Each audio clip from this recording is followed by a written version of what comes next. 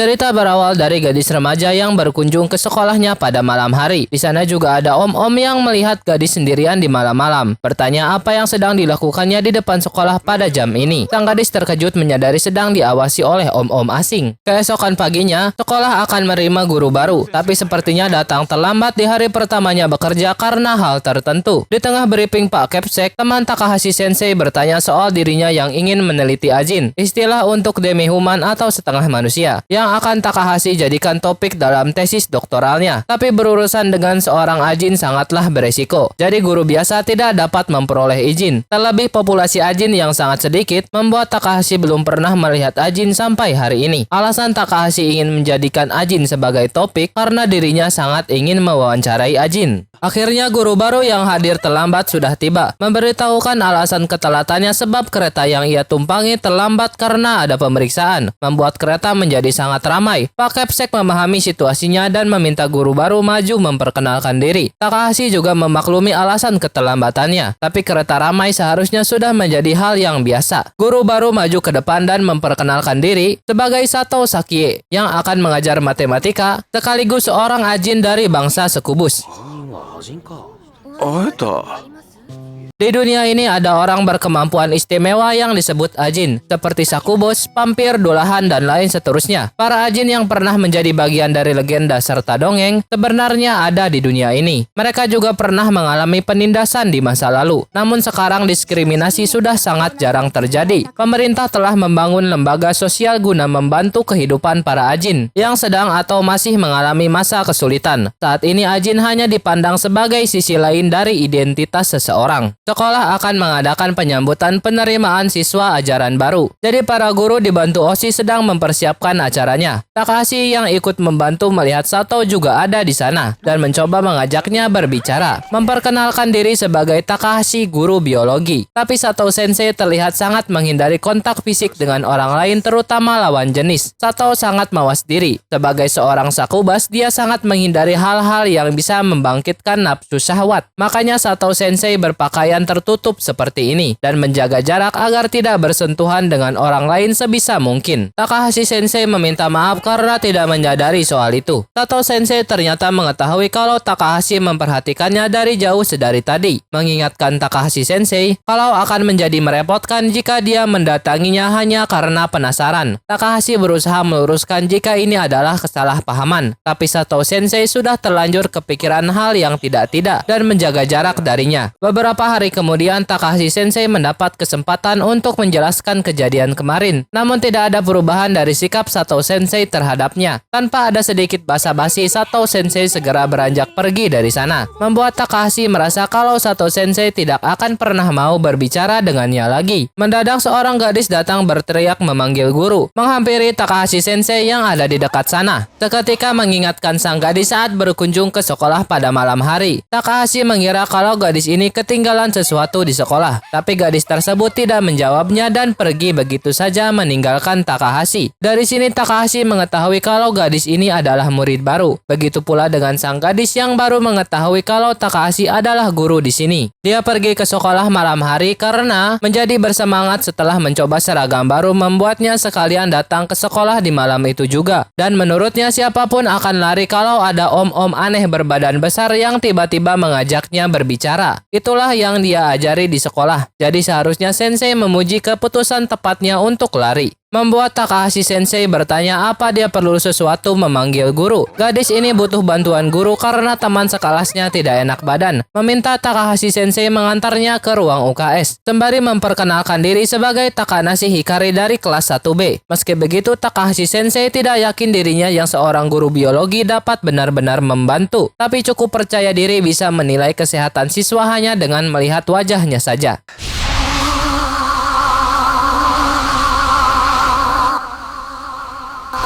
Takahashi Sensei terkejut murid yang dimaksud tidak memiliki wajah atau bahkan kepala, yang berarti murid ini salah satu Ajin dari bangsa Dolahan, Ajin yang kepala dan tubuhnya terpisah. Hikari sudah membawa kepalanya ke UKS tapi tidak dengan badannya yang berat. Takahashi Sensei masih terkejut bisa menemukan dua Ajin dalam sehari. Menjadi penasaran melihat lidah api yang keluar dari lehernya, seperti tidak panas dan aman jika dipegang. Tiba-tiba ada tandu lewat membawa seorang gadis yang setengah sadar berbicara. Dia dia akan baik-baik saja kalau sudah dingin karena dia seorang Yuki Onna. Hal ini membuat Takahashi Sensei tambah terkejut mengetahui di sini juga ada Yuki Onna atau gadis salju. Muncul 3 Ajin di hari yang sama dengan segampang itu. Tapi Takahashi Sensei heran kenapa Hikari nampak biasa saja setelah melihat 2 Ajin di depannya. Bagi Hikari keberadaan mereka memang sangat jarang ditemukan. Tapi itu tidak sampai membuatnya terkejut. Soalnya Hikari juga Ajin, seorang vampir.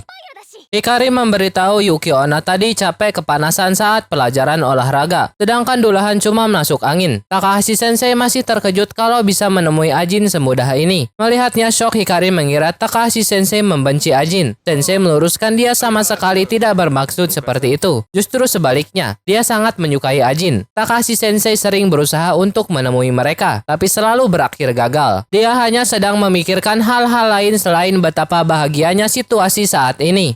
Mengetahui jika Takahashi Sensei sangat senang dapat menjumpai seorang Ajin sepertinya juga membuat Hikari menjadi sangat senang. Hikari menyadari Takahashi Sensei menyebut mereka dengan istilah Ajin. Baginya istilah ini sudah ketinggalan zaman dan tidak ada imut-imutnya. Jadi untuk para gadis sekolahan seperti mereka, lebih baik menyebutnya Demi. Takahashi Tetsuo wa kataritai. Demi. Demi-chan to kataritai.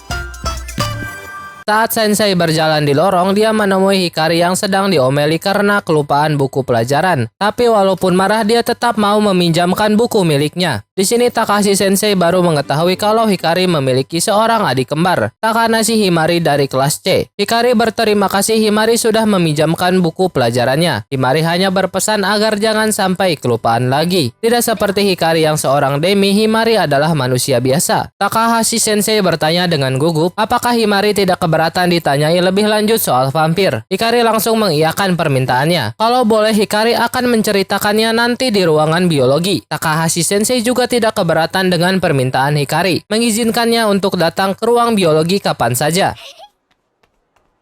Di tempat lain, gadis Dulahan sedang mengobrol dengan teman sekelas. Dia tidak menyangka bisa bertemu orang yang tinggal dekat SMP-nya. Tidak seperti yang lain setiap hari ke sekolah naik bus, dari rumah ia berjalan kaki menuju sekolah dengan jarak lumayan jauh. Karena bus selalu ramai di pagi hari, jadi itu sangat berbahaya bagi Dulahan yang harus selalu mengangkat kepalanya ketika berjalan. Pembicaraan ini membuat kedua temannya merasa tidak nyaman. Dengan cepat mengganti topik obrolan, namun juga tidak menyakiti perasaan gadis Dulahan. Ringkasnya, Demi lebih cenderung terjadi karena hasil mutasi daripada keturunan, sehingga bisa saja hanya salah satu dari saudara kembar yang menjadi Demi. Di samping hubungan kakak beradik tadi, masih banyak hal belum diketahui bagaimana Demi menjalani hidupnya, cara mereka saling berinteraksi, cara mereka berpikir, dan pertanyaan sejenisnya. Jika ada satu hal yang Takahashi Sensei mengerti, itu adalah vampir mudah kepanasan.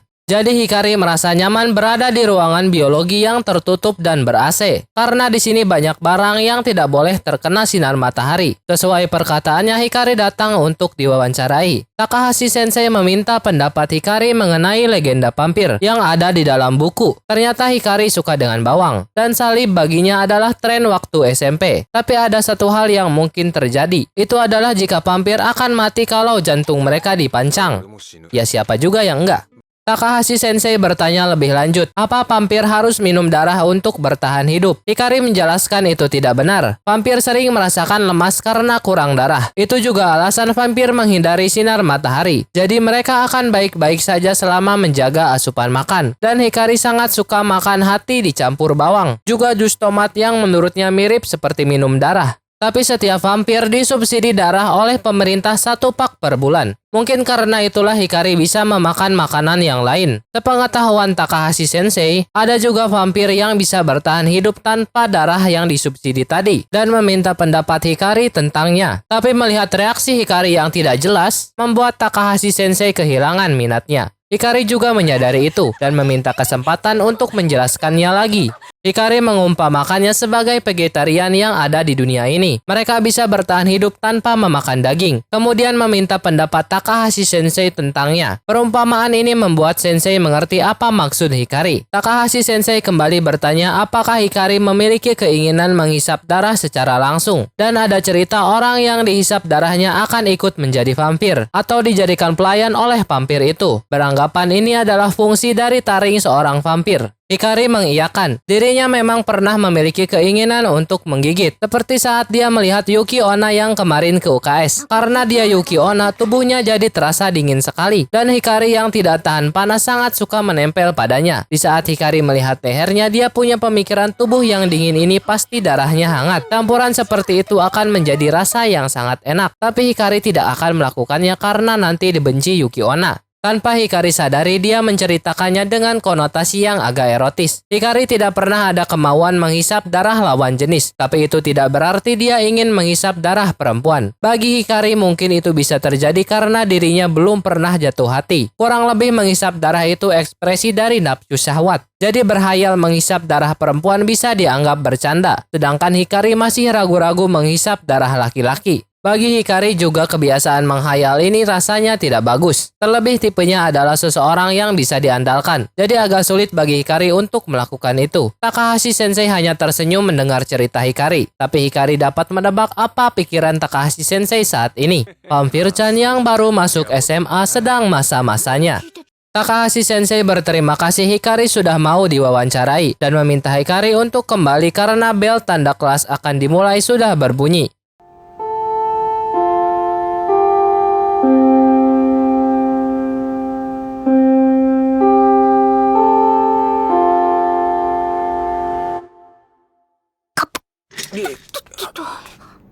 Prank Hikari berhasil membuat Takahashi Sensei sangat kaget. Sensei berpesan agar jangan sampai dia digigit meski tidak sengaja.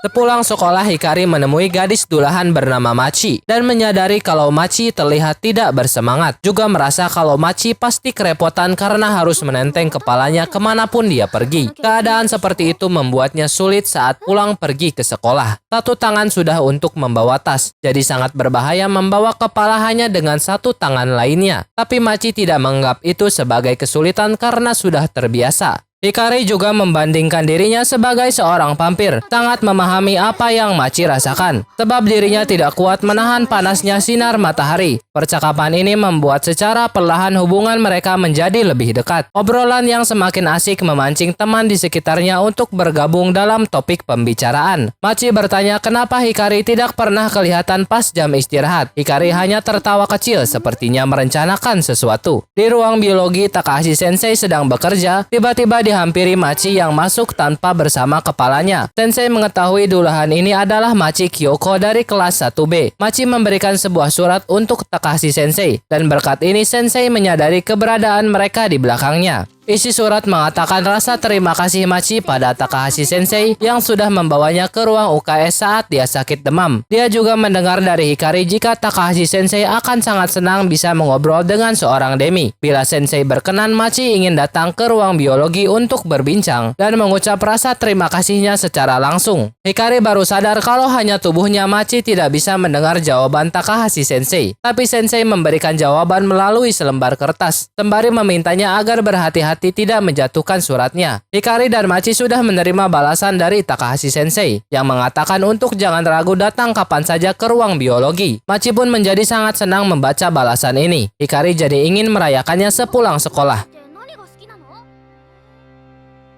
Akhirnya Machi berkunjung ke ruang biologi menemui Takahashi Sensei. Machi berterima kasih pada Sensei telah menolongnya di waktu itu, yang sekarang kondisinya sudah jauh lebih baik dari sebelumnya. Tapi Takahashi Sensei masih terkejut ditambah kebingungan karena pertama kalinya melihat pemandangan yang tidak biasa ini. Ya, すまん。なんというか、不思議な光景だなと思って。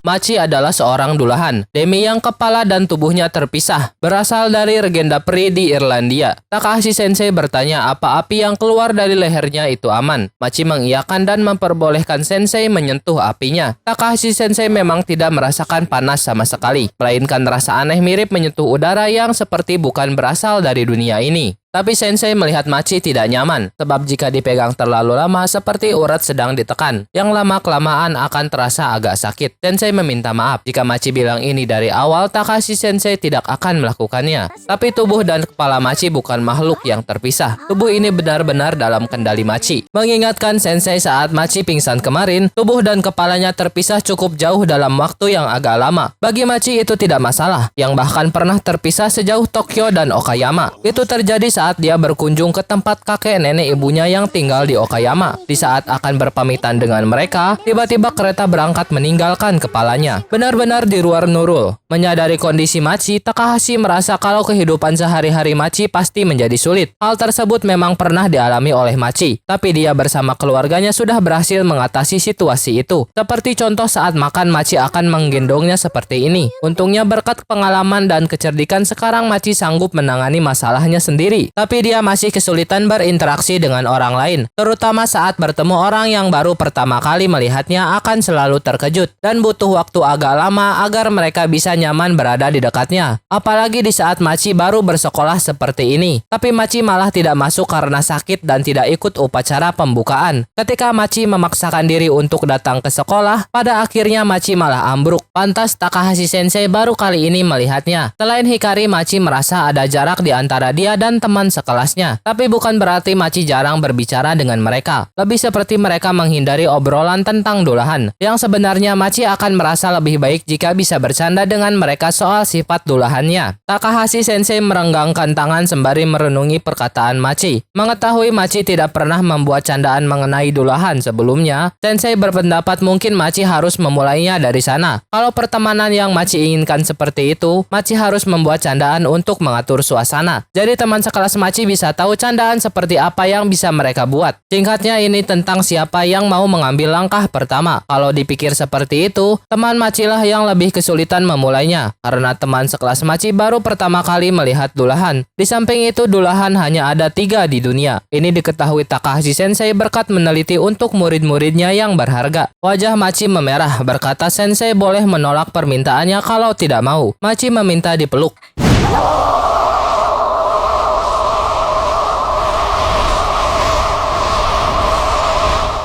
Sensei mengira itu cuma candaan, tapi Machi meluruskan yang dipeluk hanya kepalanya saja. Dengan perlahan Takahashi Sensei menuruti permintaannya. Ternyata Machi senang dipeluk seperti ini. Jadi orang tuanya sering memeluk Machi sedari ia masih kecil. Tapi sekarang Machi sudah SMA, jadi mereka bilang agar Machi bisa menahan sikap manjanya ini. Tapi Machi tidak bisa melakukannya dan tidak ada orang lain yang bisa Machi mintai tolong. Mengetahuinya Takahashi Sensei berpikiran kepala dulahan tidak bisa melakukan apa-apa. Agar bisa kemana-mana dia perlu sentuhan dari luar walaupun itu tubuhnya sendiri. Ringkasnya, membenci kesendirian merupakan naluri alami dari dulahan. Dengan kata lain, mereka mudah merasa kesepian. Dulahan-chan ini masih ingin dimanja. Takahashi Sensei beranggapan ini mungkin akan terlihat tidak pantas dilakukan oleh seorang guru. Namun itu tidak masalah selama tidak ada yang melihatnya. Seperti atasan yang keras kepala atau pampir yang cerewet. Hikari berteriak meminta semua orang mendengarkannya. Machi berkata dengan nada bercanda, setelah ini Sensei juga akan menjadi seorang dulahan. Tapi Takahashi Sensei tidak bisa menganggap itu sebagai candaan yang lucu dan bergegas mengejar Hikari.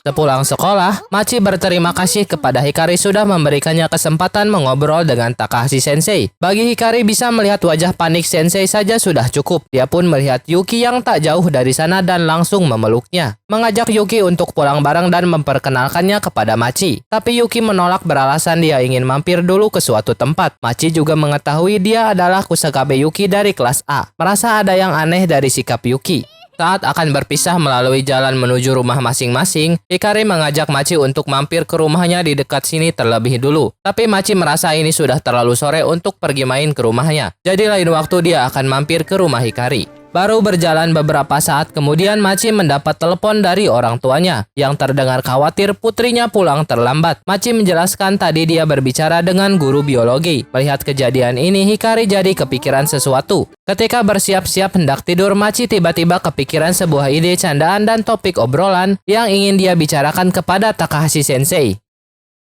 Pagi telah tiba. Machi bilang pada Hikari jika dia ingin berkencan dengan seorang laki-laki. Tentu Hikari sangat mendukung keinginan teman baiknya ini. Tapi Machi tidak tahu bagaimana cara mengungkapkan perasaannya. Hikari menenangkan, jika Machi pasti bisa melakukannya dengan paras yang cantik dan aset yang bombastis dan fantastis. Hikari yakin semua laki-laki akan luluh di hadapan Machi. Namun Machi tidak percaya diri karena dia seorang dulahan. Tapi Hikari menjadi heran kenapa menjadi dulahan membuat Machi sulit mendapatkan pasangan. Yang sebenarnya itu cuma alasan untuk lari dari kenyataan. Menurut Hikari justru dulahan berada di puncak dalam hal percintaan. Meskipun dia sendiri tidak memiliki pengalaman tentang hal ini. Machi yang seorang duluhan senang ketika kepalanya dipegang seperti ini. Jadi dia mendambakan kencan bersama dengan orang yang ia sukai membawa kepalanya ketika jalan-jalan nanti. Dia bisa mengajak Machi pergi kemana saja, membuat Machi selalu ada dalam dekapannya. Sedikit gerakan saja bisa membuat wajah mereka semakin dekat. Hikari bertanya siapa laki-laki beruntung yang telah membuat Machi jatuh hati. Dengan perasaan gugup dan perkataan terbata-bata, Machi memberitahu Hikari. Dia adalah Takahashi Sensei.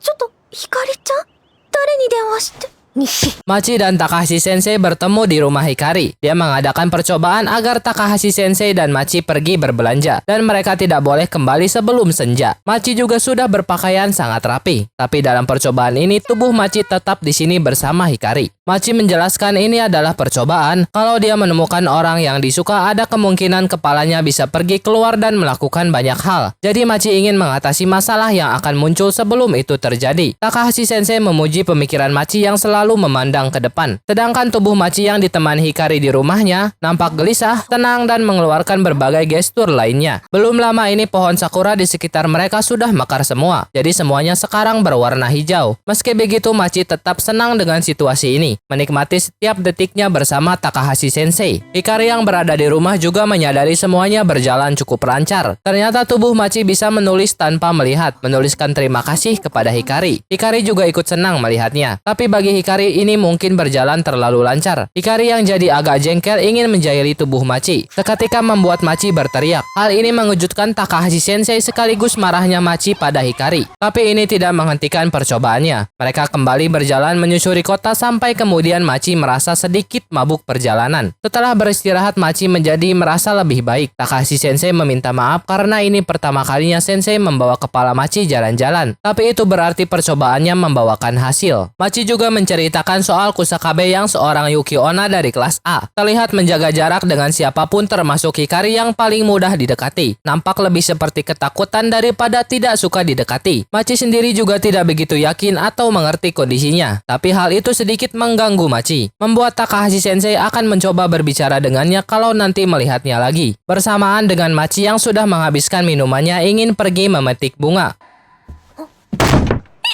どうした？どうしたのマッチあ Machi terburu-buru menuliskan satu kalimat yang dengan cepat dimengerti Hikari. Di waktu yang sama, Himari pulang terkejut Hikari sedang menuntun tubuh tanpa kepala. Setelah mengantarkan tubuh Machi, Hikari menjelaskan itu adalah tubuh temannya yang seorang dulahan. Sekarang Machi tidak lagi merasakan pusing ketika Takahashi Sensei berjalan. Itu bisa terjadi karena di saat orang berjalan, tubuh mereka bergerak naik ke atas dan ke bawah. Tetapi itu tidak terasa karena tanpa sadar tubuh juga menggerakkan leher dibantu mata untuk ikut menyeimbangkan. Namun bagi Machi, tangannya berfungsi sebagai leher. Jadi Machi butuh keseimbangan yang dinamis. Sederhananya seperti mainan keseimbangan. Mereka telah menyelesaikan percobaan dan kembali ke rumah Hikari. Machi berterima kasih untuk bantuan Hikari. Namun hampir saja Hikari bilang kejadian sebelumnya. Juga berterima kasih pada Sensei yang sudah menemaninya di percobaan mereka. Sensei juga berterima kasih karena sudah mendapat pelajaran banyak hari ini. Yang berarti percobaan mereka sukses besar. Setelah Machi pulang, Hikari berkata sesuatu soal Machi kepada Takahashi Sensei. Keesokan harinya, Takahashi Sensei memberikan usulan pada Pak Kepsek agar memperbolehkan Machi memakai ransel yang tidak sesuai peraturan dengan alasan keselamatan dulahan yang selalu membawa kepalanya. Pak Kepsek yang baru terpikirkan hal itu menyetujui permohonan Takahashi Sensei. Takahashi Sensei juga meminta permohonan ini diberikan secara langsung oleh Pak Kepsek demi menjaga perasaan serta martabat wali kelas Machi. Pak Kepsek memahami maksud Takahashi Sensei dan akan melakukannya. Tak lama kemudian kini Machi datang ke sekolah menggunakan ransel karena kemarin wali kelasnya mengatakan kalau Machi boleh menggunakan tas ini. Hikari dan Takahashi Sensei memuji Machi yang terlihat cocok menggunakan ransel barunya. Kejadian ini juga disaksikan dari kejauhan oleh Sato Sensei. Nampaknya pemikiran Sato Sensei terhadap Takahashi Sensei sudah sedikit berubah.